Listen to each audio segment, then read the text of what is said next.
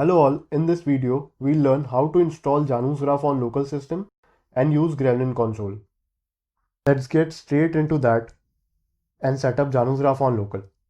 To do so, in the first step, we just need to download the Janus Graph distribution from the following link.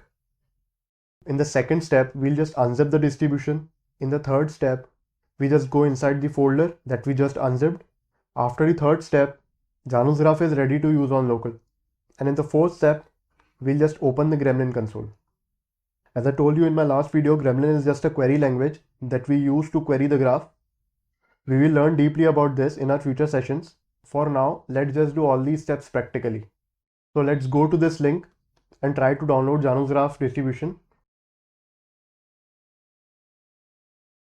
This is the official Janus Graph release page, and the latest version we can see here is 0.5.3. So let's just use the latest version for our session. Let's find the downloading link. Just download it from here.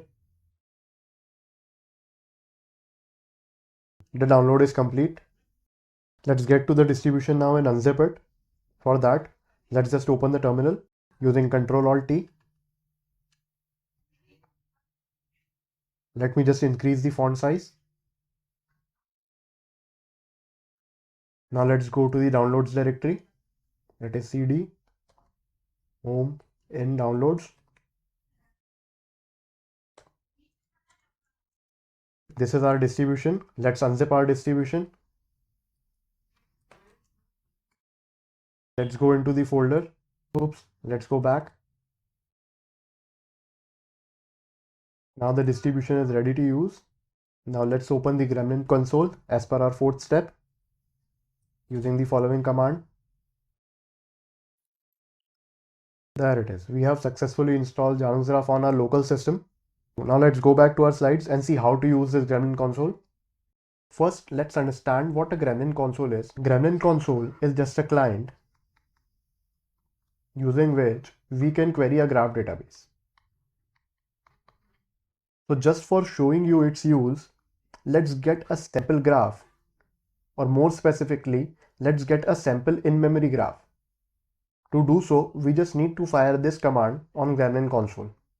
What this command is doing is, in this particular graph variable, we are assigning an in-memory graph using Tinker Factory.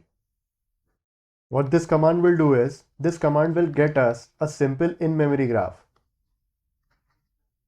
and assign this particular graph in a variable called graph. Now the second step is, if you want to traverse this particular graph, what we need to do is, we need to create a traversal object using graph.traversal method. So this will give us a traversal object G, which is used to traverse this graph.